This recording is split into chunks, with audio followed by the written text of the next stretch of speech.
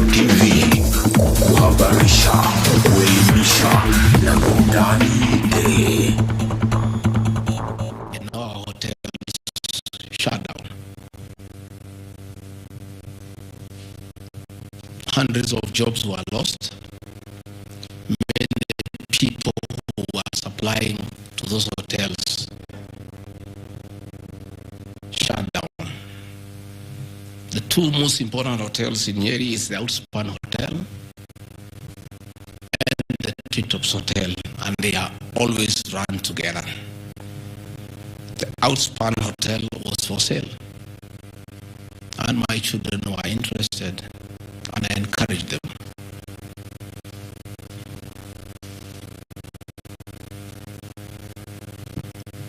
Treetops Hotel cannot be sold. It belongs to KWS. It's a government hotel. You can only lease. And the person who owned Outspan Hotel had also leased the Treetops Hotel. So my son acquired Outspan Hotel and got an assignment of the lease. So they don't own Treetops Hotel. It's on a lease from KWS to Abadea Safari, then an easement to Kristo Kenya that is run by my children. I shouldn't be here talking about Kristo Kenya Limited and my children because they are not part of this proceeding. But they have no other forum to defend themselves, so I have to defend them. They are grown-ups. They should defend themselves, but they don't have the forum. They went to a bank and borrowed 600 million. The documents are there. And bought the hotel and bought the lease. And I publicly announced that my family has acquired the two hotels because there was nothing to hide. I saw no need to advise my children like other people do to buy the properties through proxy because this was straight business. They went and borrowed 600 million from the bank. And they were given 1 year moratorium, which is not over, to do the renovations and all that and open the facility. But I want to thank my son, Dr. Keith Riccardi. He worked very hard. That I think last month or so, I was at the Treetops with the British High Commissioner to open the Treetops.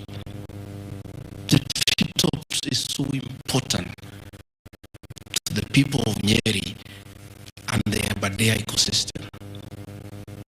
It is in the Treetops Hotel that Princess Elizabeth slept as a princess and woke up as a queen.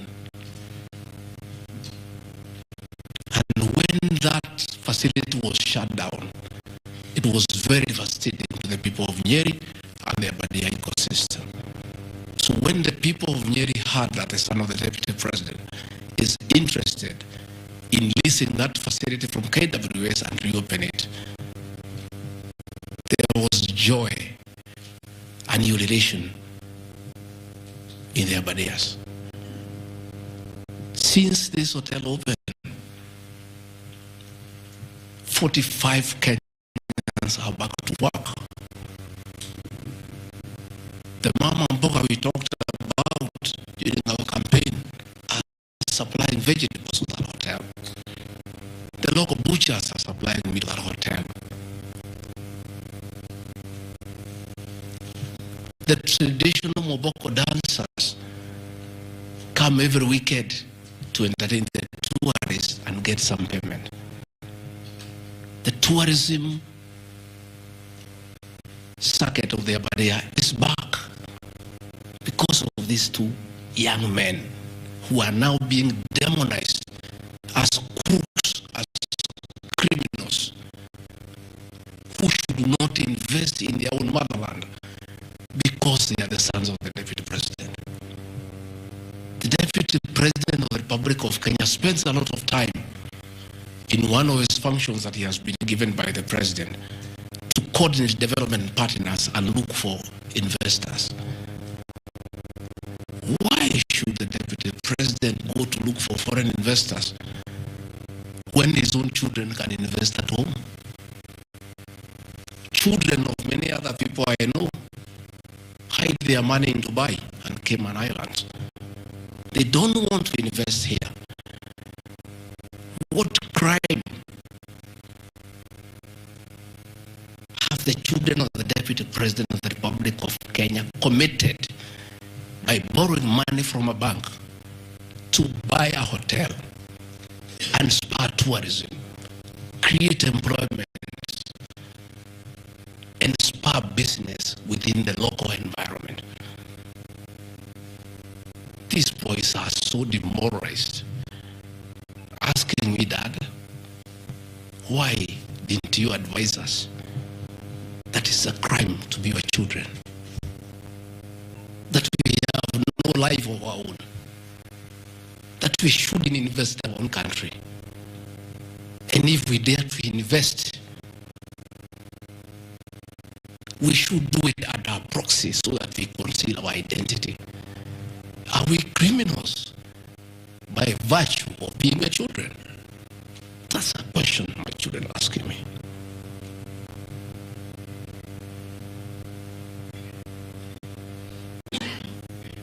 What crime can children of Kenya commit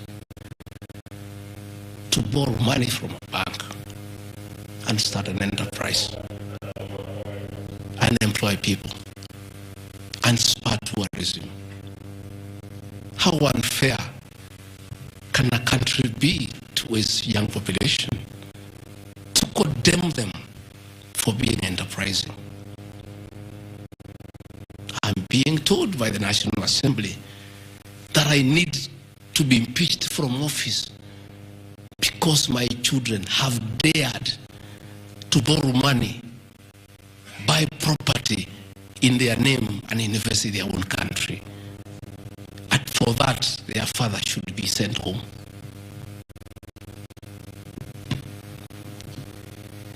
I want to conclude by Karadi Farm Limited. This is a farm I founded in 2001 with my wife, Pastor Dorcas. And it runs our farms. It runs our dairy farm in Nyeri that is doing very well. I'm making $1 million shillings also every month. And I sell cows, and it's doing very well. And my farm now has become a model farm for the local farmers. We are doing chicken, we are doing rabbits, we are doing sheep. Again, nobody has told me what crime has Karandi Farm committed. Technical Supplies and Services Kenya Limited, a company I founded in 2001. I did business during the Kibaki era. When things got very bad, I stopped doing business with it. It has not done business for the last 8 years. And of course, in the 2 years I've been deputy president. I want proof. Tomorrow, the National Assembly to table proof of what these companies have done. They'll be very embarrassed before the people of Kenya. This would be the most shameful act ever in the history of our National Assembly, where you go table a motion that is so sensational based on trash and not a single accusation backed by evidence. I have seen an allegation that exerting influence on officials of the Ministry of Lands to issue an allotment letter to Amunyoro Investments Limited and using the fraudulently acquired documents to support a court case. Again, Amunyoro Investments Limited was never allotted any land. This parcel of land, 209/12077, Amunyoro acquired at 24 million shillings in the year 2012. The documents are there, we'll give them to you. purchase from a third party.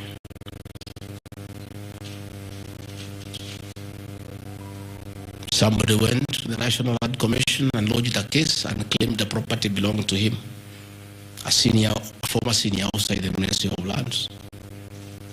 And the National Land Commission made a determination, the records are there, that the land belongs to Amanyoro Investments Limited. Again,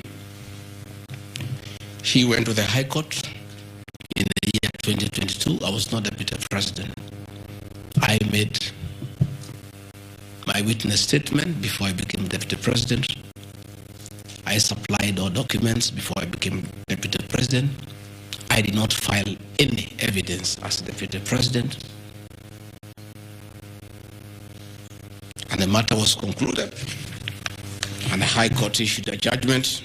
We'll give you the judgment that the land belongs to Amanyoro Investments Limited. I am told that they have appealed the judgment. I invite the Honorable Mutuse to apply to be co-joined in the appeal, and then he can argue his case. This is a matter that has been adjudicated by the High Court of Kenya and made a determination. And you want to bring it to the National Assembly. The matter is alive with the Court of Appeal. It is sub judice to even discuss it in Parliament, because a determination has been made. Irregular procurement of mosquito nets at a cost of 3.7 billion. I saw a huge headline from the Star newspaper, planted headline.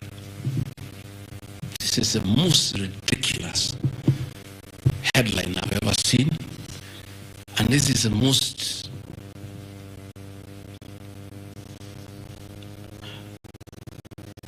I lack a proper one that I don't want to speak in Kikuyu.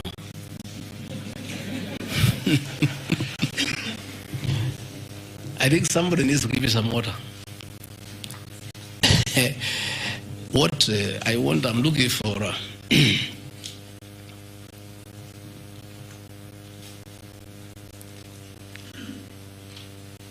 I have seen that allegation, and I want to respond as follows. One,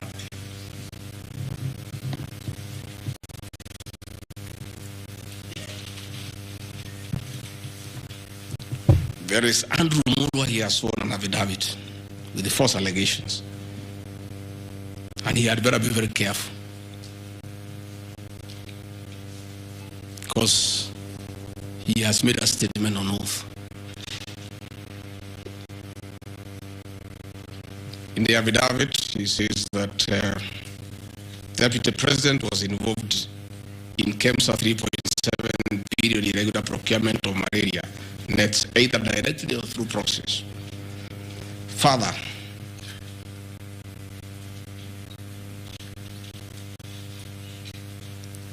Shobika Impex Limited is an international company,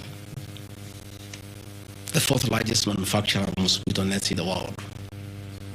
It has done many tenders with KEMSA, with the Global Fund, countries in Africa and Asia. And there was a tender.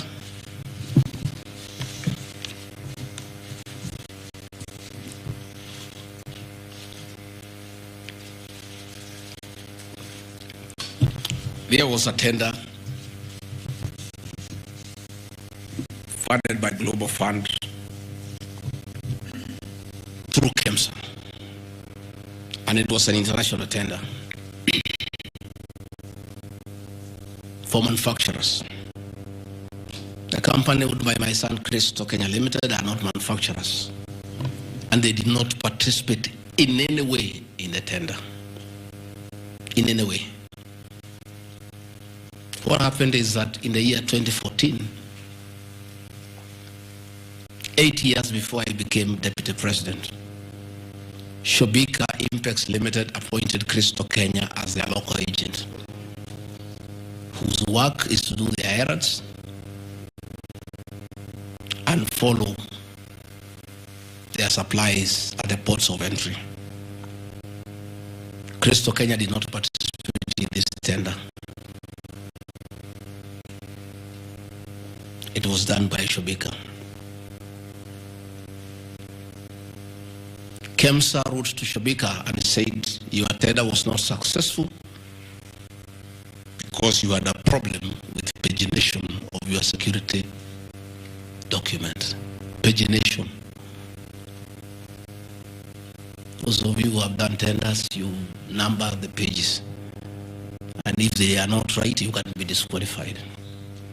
And therefore, they were told, can you come and collect your billboard, your original billboard? That's what happens. If you participate in a tender and you don't win,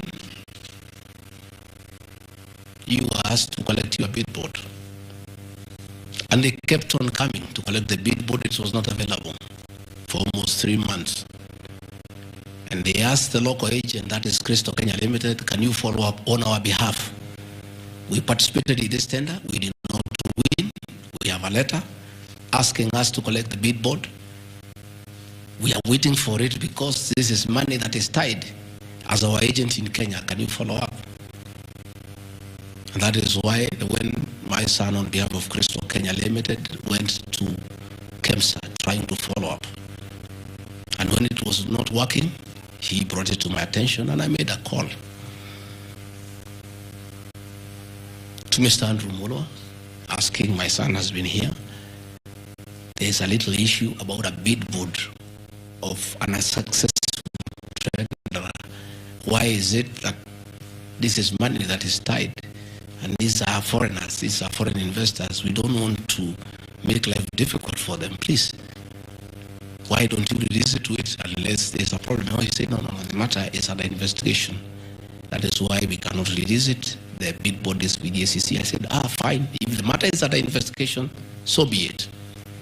Right along, the investigations were over. EACC wrote to KEMSA and returned the billboard.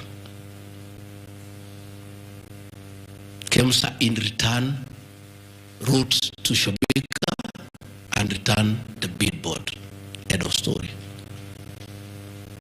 Shobika did not win the tender. They were not awarded the contract to supply the nets. No nets were supplied by Shobika. No public funds were lost. And we are told by Deputy President asking why a billboard to a tenderer who has failed to win cannot be returned. He endangered the lives of the people of Kenya.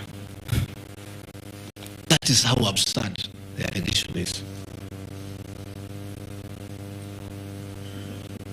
There is no evidence that the company with my son participated in the tender. They did not participate.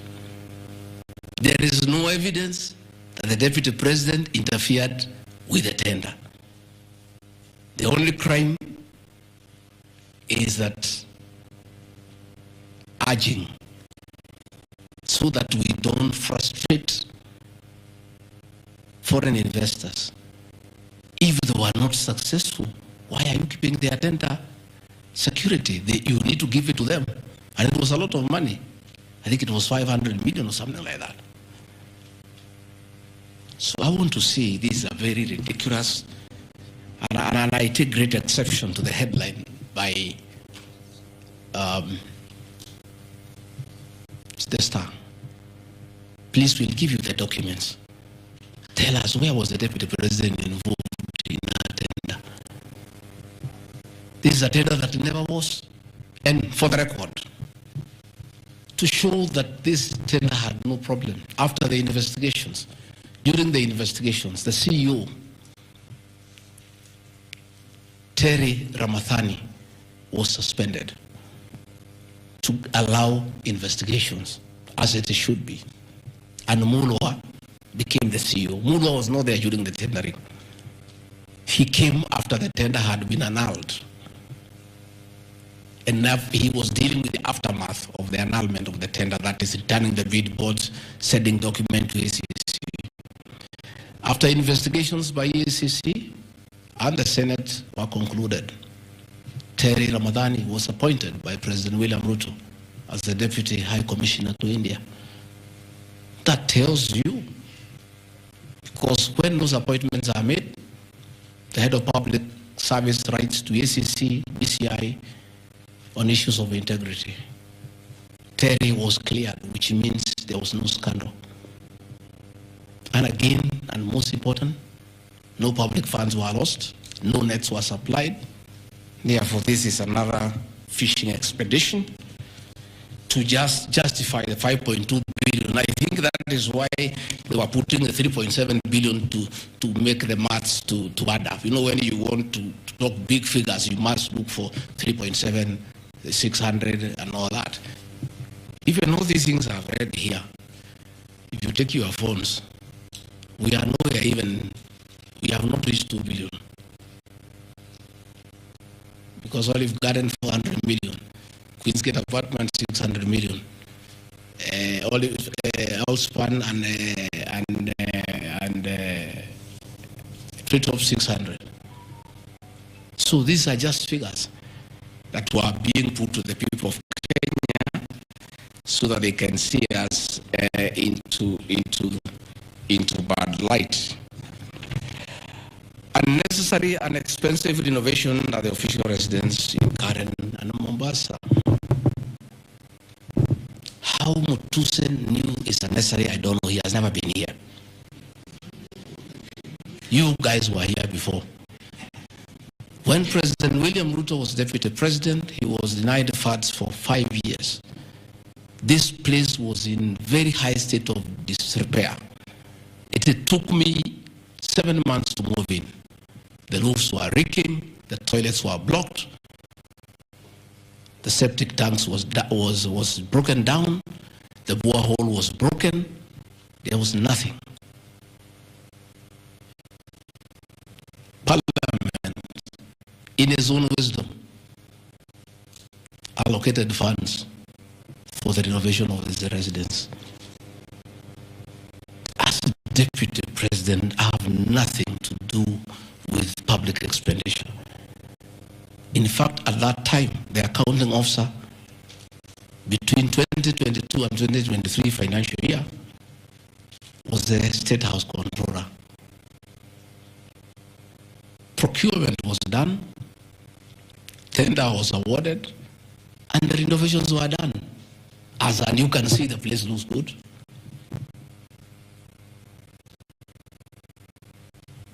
There was need to dignify the office of the deputy president because he has a function of coordinating development partners. Ambassadors and high commissioners and all sorts of international visitors are always here. So to dignify the office of the deputy president, the residents needed to be in the right standard, and that is not my decision, and I have nothing to do with it. As for the contractor who was awarded the job, I don't know him, and I don't need to know him. I have no business. Where he transferred his money, I would not know. I have no access to his account. Whether he is related to me, the answer is no. I don't know him. And for the record, I don't wish to know him because it's not necessary.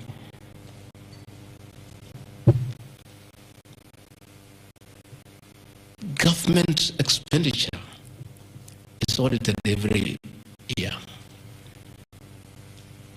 by the Auditor General. Since this office was under the executive of the Deputy President for that financial year, the Auditor General did her inspection and gave us a clean bill of health. The renovations that were done were not highlighted with having any audit query. If the Honorable Mutuse had taken his time to look at the Auditor General's report, he would not have brought this business accusation. And even if there was an accusation, it should be directed to the accounting officer, who is the State House Controller, not me. I don't deal with procurement. I don't deal with financial management. I don't deal with anything to do with public finances. But since the matter has been raised, I have to answer to it. I have looked at the Auditor General's report. Clean. I've looked at the contract. It's signed by the controller of State House. As to the work, that I can attest, they did a very good job. And this residence has been dignified. The same with the residence in Mombasa. You know, the residence in Mombasa is where President William Ruto and his wife, Mama Rachel, were chased away, and the house allocated to the regional commissioner. And on assuming office, I took up the residence. It was in state of disrepair. Again, it was renovated. It's a good place. And I normally go there when I go to Mombasa. And it makes a lot of sense.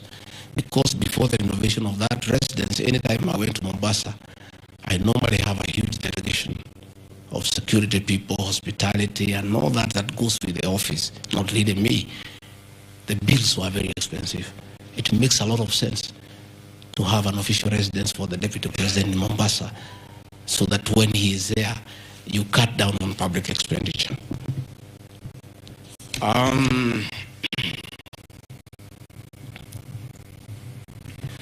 Dubiously acquiring a substantial portion of sum of 100 million paid to Lusona Events Limited. Again, that's another ridiculous acquisition from the north. This is people who give services here for events. We have many meetings. You have come here for IBEC. There are tents put up here to the required standard. We have meetings here for development nurse. This is a very busy residence. Most of you have been here. Again, I don't get involved in procurement. As to the person who does that work, I don't know he or she, and I have no business knowing who does the work. Those are things that are not in my purview. Again, the ridiculous accusations that money came to me, one would have to demonstrate how it came to me. Was it brought to me through my account, through cash? Who was there? What is the evidence? Again, it is just trying to throw mud at me. And I want to say that that accusation is baseless, and we believe, we want to see the mover of the motion coming up with tangible evidence. Again, these accusations lack particularities and specifics. They are just generalized accusations. Again, we'll be challenging that again in court, because there is a ruling that grounds of impeachment must be well grounded and must be particularized and specific. This is just an allegation. Where is the nexus between the supplier of events to this residence and the Deputy President, Rigathi Gachagua? There is no nexus. I don't know the person. I don't know the company. I'm not involved in the procurement. I don't even know how it is procured. All I do is I want events, and they are arranged, and I take part in those events. Those accusations of funds utilizing the Deputy President, in the office of the Deputy President, coming for my personal benefit, are ridiculous, unfounded, and totally malicious, and there is no evidence whatsoever. And I want you people of the press to also ask these people to give you the evidence. Don't just write headlines. Ask, where is the evidence? Where are the particulars? You know, you don't just allege, oh, this particular supplier, this money went to the Deputy President. Yes, fine, that is good. How? How did it go to the Deputy President? You must explain.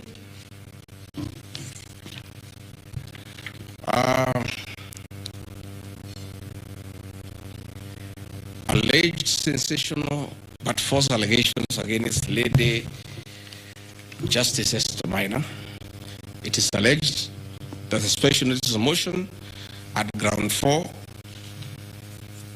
had a gross violation of the Constitution, that I publicly attacked the Lady Justice Esther Minor and falsely threatened to bring action against her. I did not threaten to bring any action against Justice Minor. I did bring action against her. I was just informed the public because I'm a public officer freedom of speech. I have filed petition before the Judicial Service Commission against Justice Esther Minor in issues I felt I did not get proper justice. So I did not threaten her. I did what the law says. If you are not happy with the conduct of a judge, you file a petition before the the Judicial Service Commission, which I have done. Again, I don't want to delve before the matters because it is against sub judice. But that I have done, so I cannot be threatened. I cannot be said to threaten her. And again, I have a right as a leader, as a Kenyan, to say what I'm doing. And I did say publicly that I will bring a petition against her. I have done it. And the evidence is there. You see it. We have filed a petition and we are waiting for it to be concluded.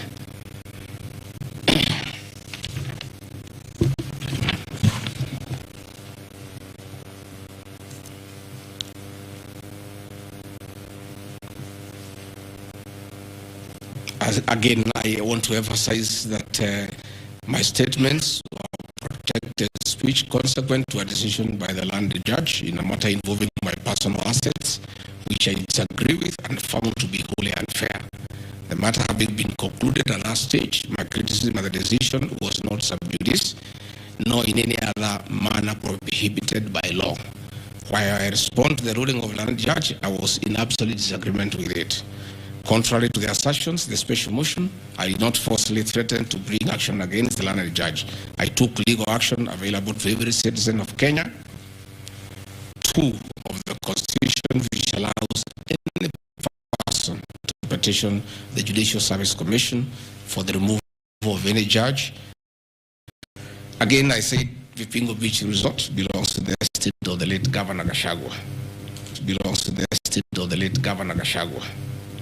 The facts are as follows. I visited Kenya between 30th October 2023 and 3rd November 2024. During his state visit, one of the designated places where King Charles III was to visit was Kuritu Marine Conservancy, which shares a road with the Vipingo Beach Resort. And it's a public road, by the way, it's not a private road. I have annexed a copy of the program of the state visit to Kenya by King Charles III, marked RG, which at page 13 on items 63 and 64 shows his departure and arrival at Kuritu Marine Conservancy. As I was walking around, I slept there, I think 2-3 weeks before the arrival of the king. And as you all know, I walk every morning. And as I walked on that road, I found there was a lot of activity and tarmac was going on. I was very happy and I asked what was happening. And I was told that the king himself, the third, will be coming. So, like all other residents of that area, we are very indebted to King Charles III. That this was done very speedily. Rigathi Gachagua never called anybody to do this road. In fact, I'm informed that this route is donor funded, the one to Kilifi, and there is a component of corporate social responsibility. And I have learned after I have inquired that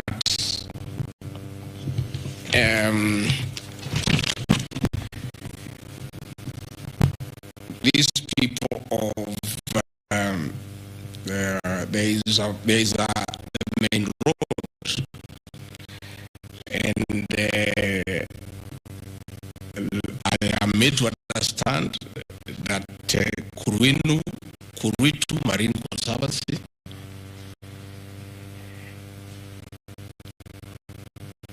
Vipingo Secondary School, Shariani Primary School, among other stakeholders, including a public market, applied to Kenya to be considered for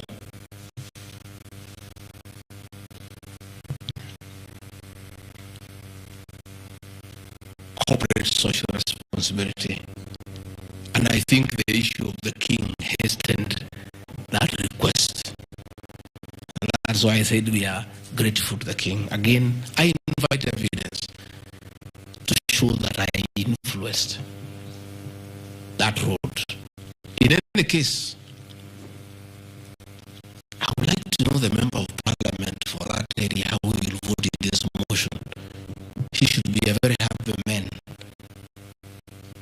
If Deputy President Rigathi Gachagua occasioned a tarmac road to be done in his constituency, he should vote for me. But I didn't.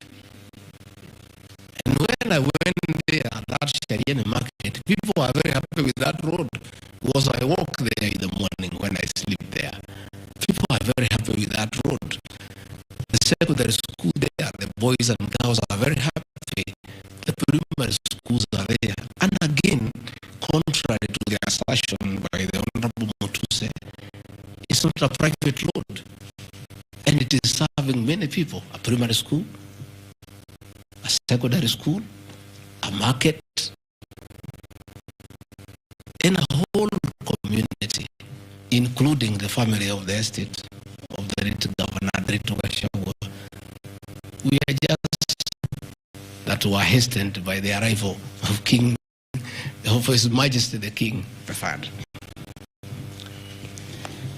Undermining the President and the Cabinet by allegedly making contradictory public statements from the position taken by Cabinet regarding the evacuation of the people residing along Nairobi River.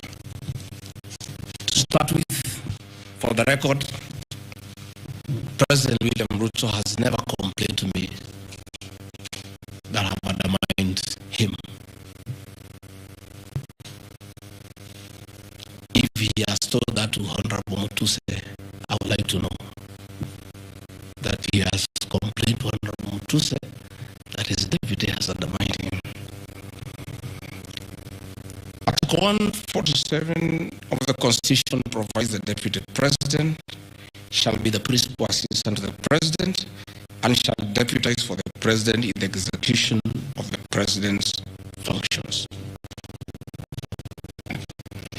Article 28, which states that every person has inherent dignity and the right to have that dignity respected and protected.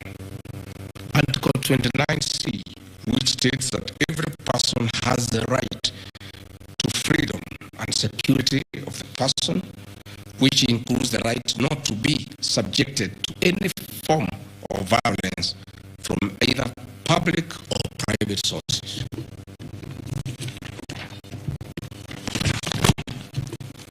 Section 152G1 of the Land Act, which states that notwithstanding any provisions to the contrary in this act or in any other written law, all eviction shall be carried out in strict accordance with the following procedures. A, be preceded by proper identification of those taking part in eviction or demolitions. B, be preceded by the presentation of the formal authorizations for the action. C, where groups of people are involved, government officials or their representatives to be present during an eviction. D, to be carried out in a manner which respects the dignity, the right to life and security of those affected, include special measures to ensure effective protection to groups and people who are vulnerable, such as women, children and elderly, and persons with disabilities. F, include special measures to ensure that there is no arbitrary deprivation of property or possessions as a result of the eviction. G, include mechanisms to protect property and possessions left behind involuntarily from destruction. H, respect the principles of necessity and proportionality during the use of force and give the affected person the first priority to demolish and salvage their property. Critically, our Constitution provides at Section 147(2) that first, the deputy positions and any other functions of the President as the President. I, as well as every citizen of Kenya and state of public officers, have the obligation to respect, uphold, and defend the Constitution in performing 10 of the Constitution by those state organs, public officers, and all persons, including myself as a deputy president, wherever we make or implement public policy decisions. In relation to this matter, these national values and principles include the rule of law, democracy, and participation of the people, human dignity, equity, social justice, inclusiveness, equality, human rights, non-discrimination, and protection of the marginalized. Adherence to these principles became extremely important when we, as state officers, are contemplating legal evacuation of citizens with a duty to avoid inhuman forced evictions that would be contrary to our Constitution and international law. While campaigning with the President,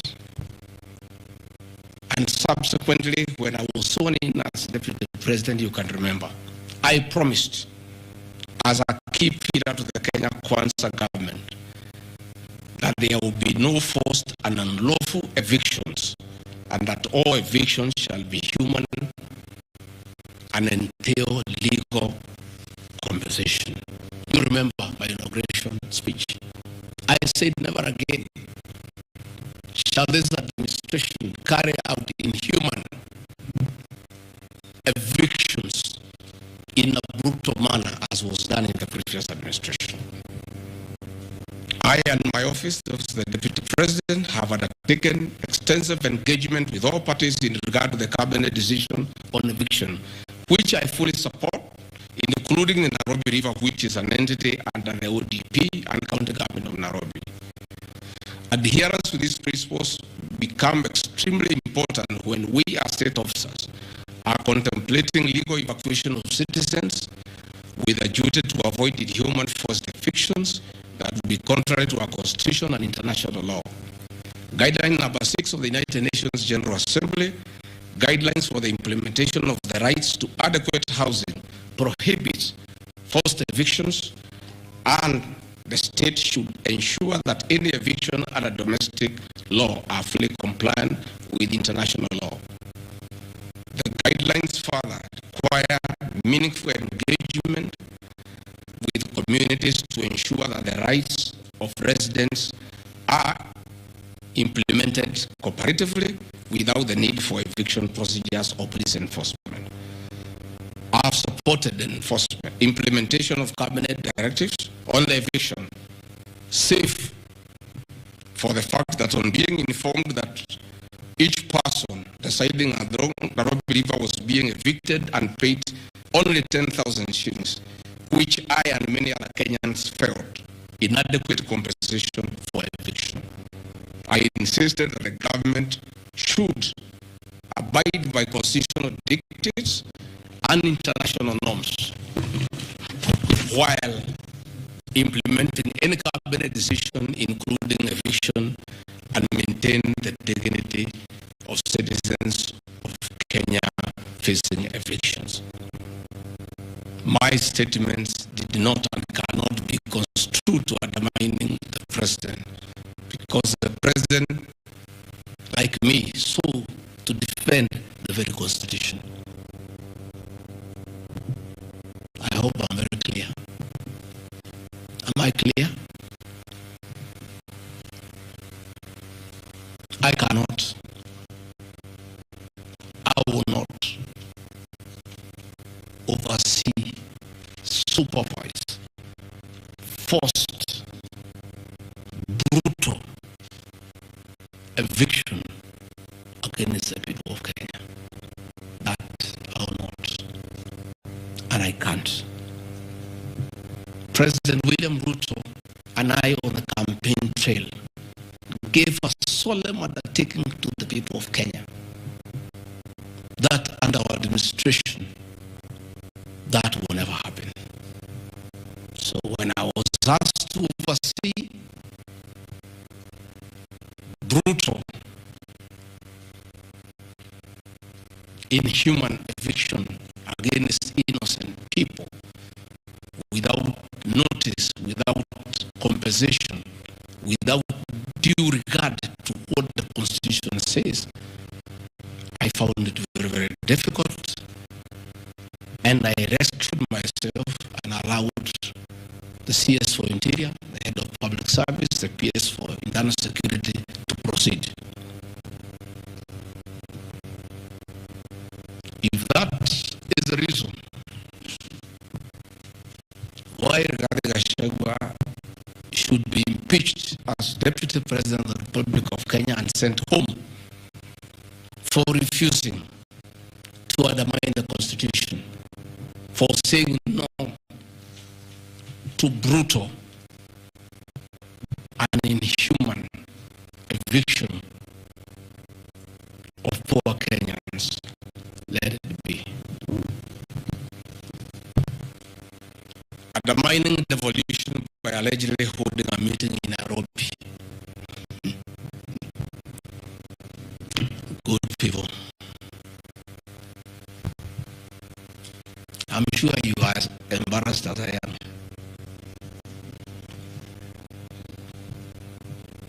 That a deputy president holding a public meeting to talk to the people of Kenya is undermining devolution. To start with,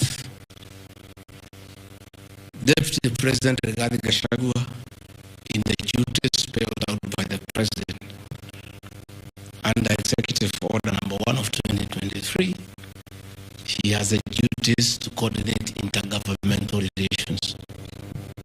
I work with the governors. This is the home of devolution. I hold meetings with the governors every day. I chair IBEC.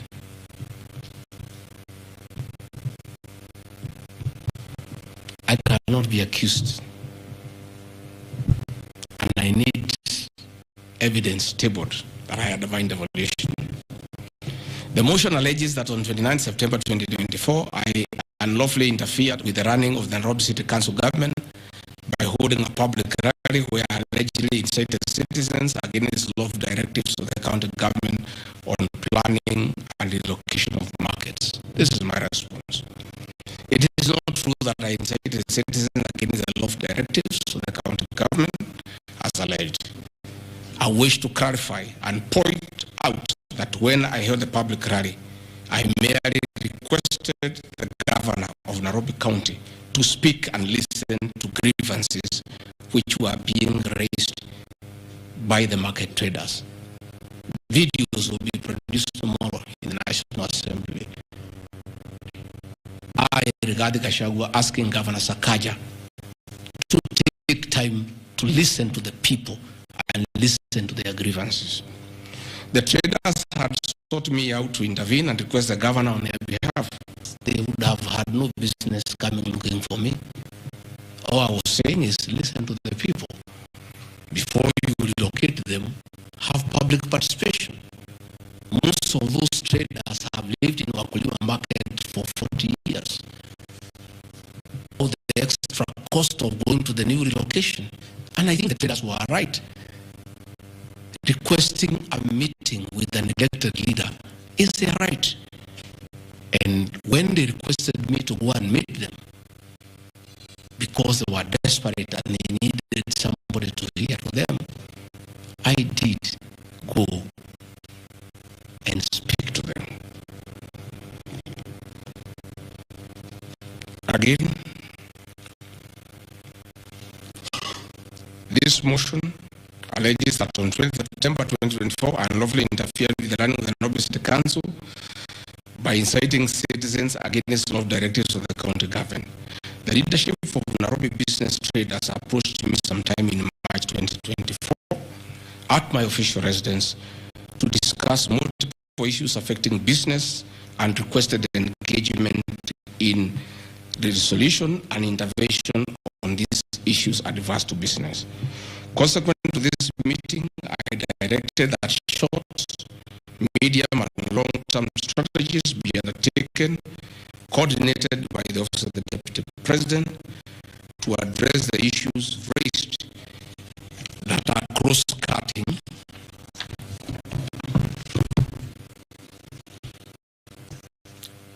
with the agencies including KRA, Kenya Post Authority, Counterfeit Authority, Kenya Bureau of Standards, the National Police Service, Kenya Corporate Board, given that the violation is under the Office of the Deputy President. I was just doing my work. On 11th April 2024, the Small Traders and Government Agencies Technical Committee, coordinated by my office, held a meeting to discuss issues raised by the small traders, including Udhuru Market, attended by ODP staff in a supportive role in keeping with the draft framework of cooperation and engagement between the government, Nairobi City County, and the Nairobi business traders.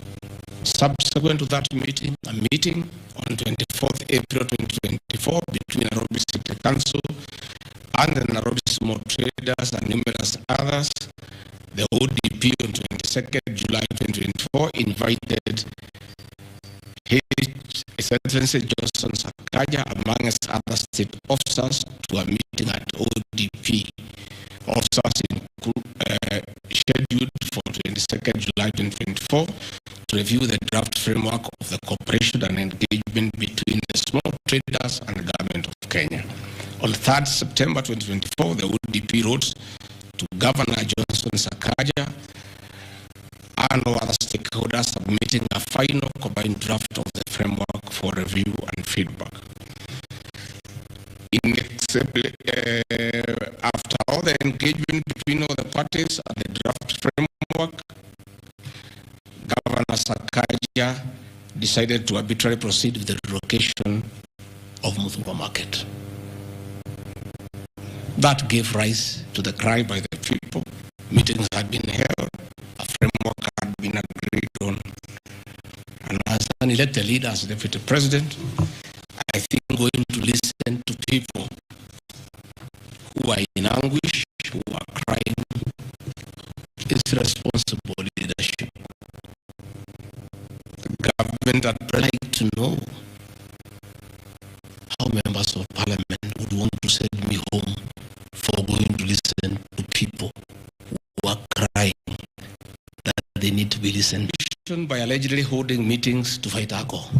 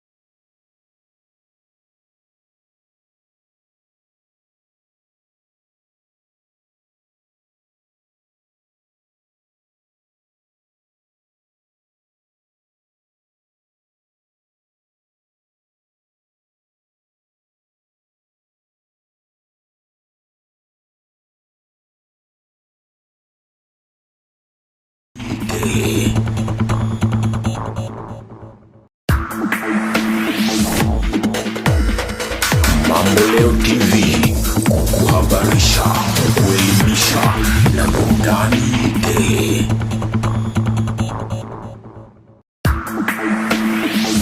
Na burudani tele.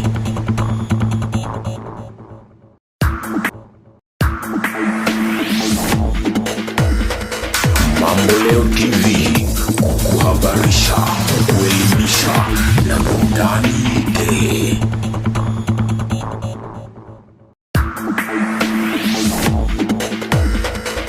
Mambo Leo TV, kuhabarisha, kuelimisha na burudani tele.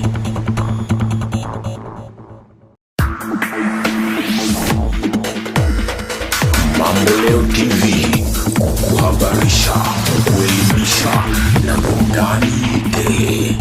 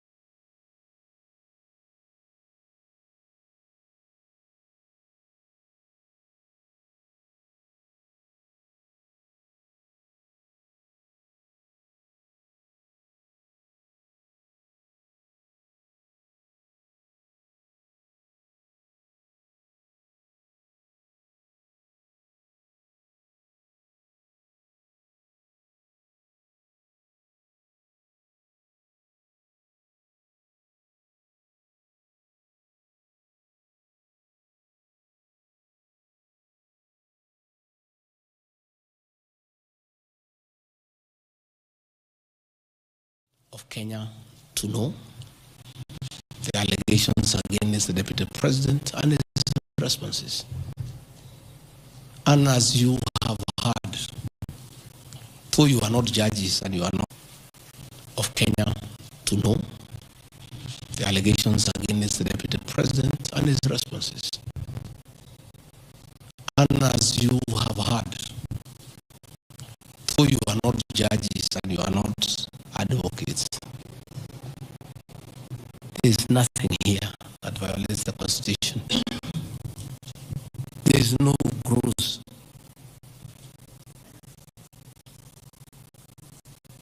misconduct. There is no crime that has been committed.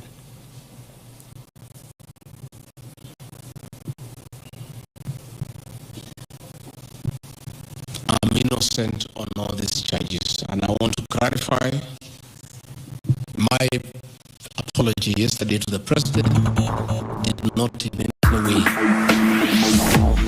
imply Mambo Leo TV, kuhabarisha, kuelimisha na burudani tele. I'm not. My statement was that if there is something I've done to the President that I don't know, that probably has upset him, I ask for his forgiveness. But that was in no way an admission of this meant to overturn,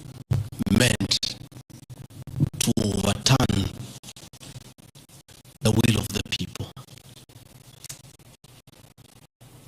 Finally, in conclusion, I want to say that overturning the will of the people is not a joke. It calls for very serious violation of the Constitution. None of these issues here meet the threshold. For 2 hours, and I'll put my case In the unfortunate event it proceeds to the Senate, I'll be there again to prove my innocence by way of evidence.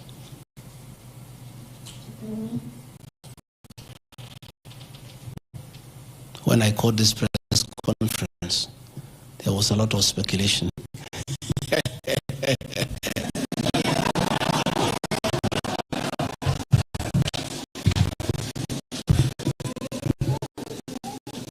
This is a man elected by 7.2 million Kenyans. How dare you suggest to him that he can do so without public participation?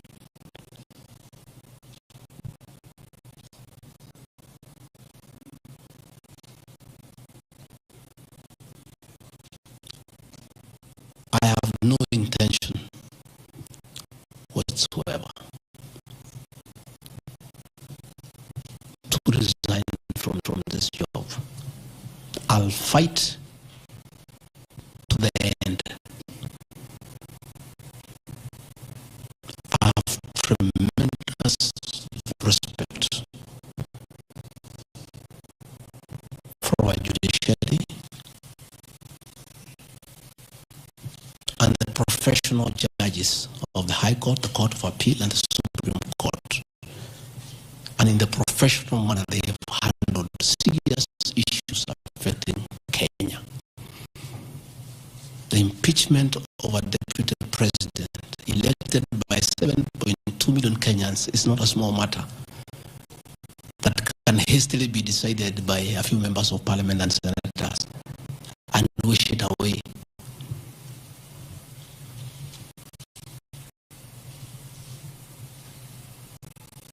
I'll submit myself to independent institutions to get justice. And I'm sure, I have no doubt in my mind that I'll get justice. And this impeachment will be thrown out.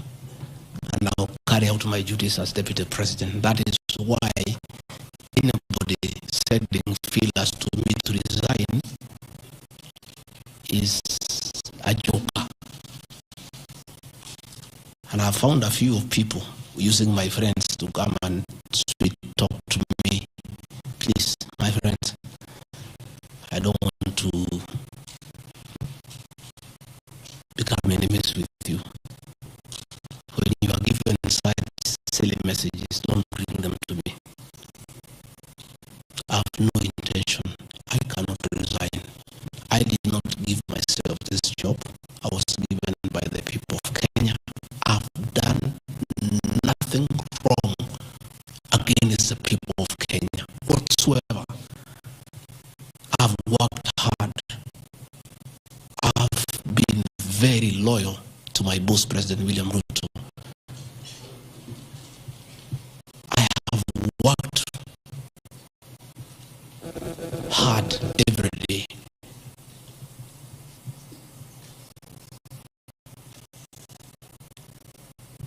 And I will not be distracted. I think there is one issue I have forgotten, one ground. The issue of the shareholding, isn't it?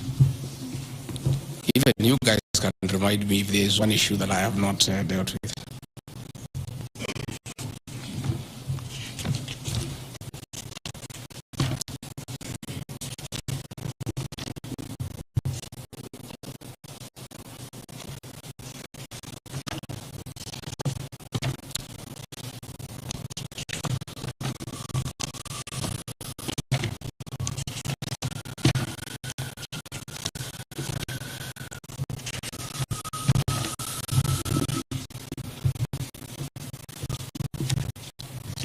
Can somebody there give me my notes on shareholding?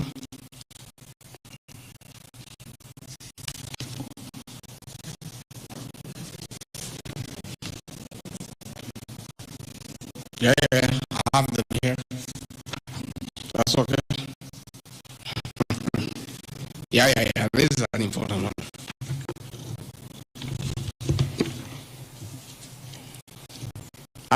There are several I had not There are a few silly ones. There's one that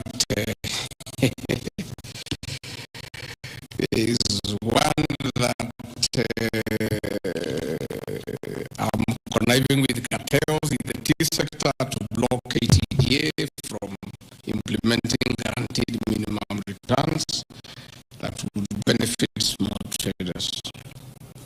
The allegation is not true. No evidence whatsoever has been adduced to substantiate this claim. As far as I know, I've successfully completed my mandate, which was assigned to me by the President, which culminated into creating synergy between people who had taken KTDA to court and suspended the operation of the Tea Act. As a result, the Tea Act now is in operation. The President never mandated me to take over the affairs of the Ministry of Agriculture. He asked me to spearhead tea reforms.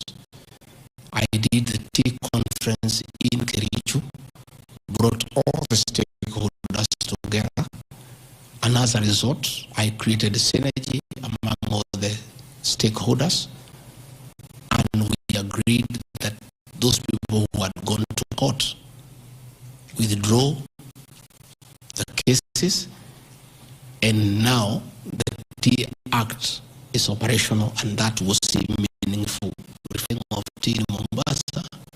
There is no evidence to that effect, and I want to call upon the Honorable Mutuse to provide that evidence. Again, in matters coffee, I was given a job by the President to initiate coffee reforms, which I have done successfully.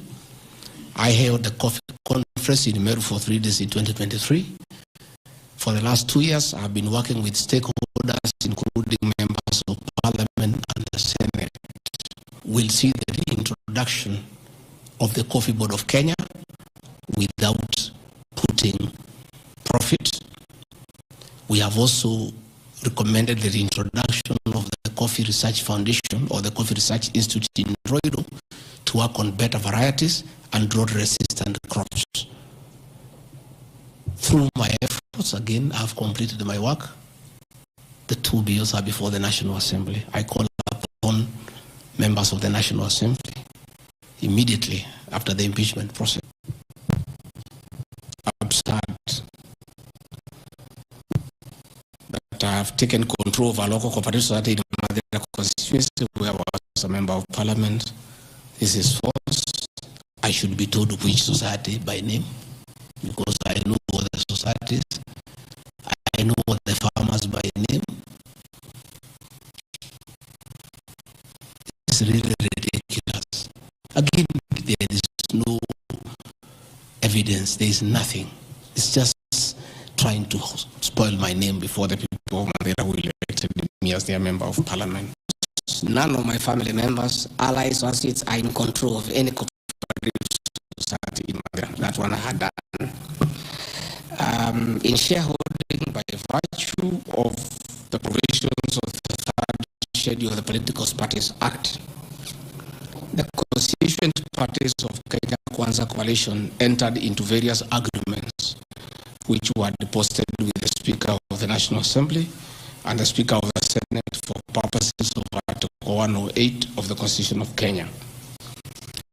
16.2, the following are members parties of Kenya Kwanza: UDA, ANC, Ford Kenya, in accordance with the provisions of Clause 3E of Schedule 5 of the Political Parties Act.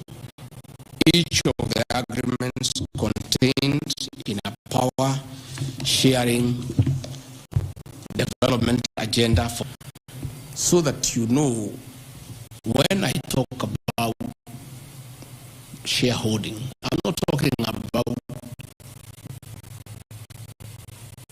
Kenyans. I'm talking about this agreement that was signed by President Hearing for people to get what they deserve in sharing power in accordance with this agreement. Like, for example, in an agreement between UDA, ANC, and Ford Kenya, the UDA would nominate the president and the deputy presidential candidates, which has happened. I got my share, although I have no share certificate. The president would guarantee the stature, dignity, financial and operational autonomy of those of the deputy president. It's in the agreement. The office of the deputy president will be allowed specific duties identified at Article 21 of the agreement. ANC will be allocated the position of cabinet, prime cabinet secretary to be established. Ford Kenya will be allocated the position of the Speaker of the National Assembly, which was given to Moses Wetangula. In accord with Article 2.1 of the Power Sharing Agreement, ANC and Ford Kenya would have a 30% share of national government positions. So, the Honorable Muslim is here defining your share in the government. It is not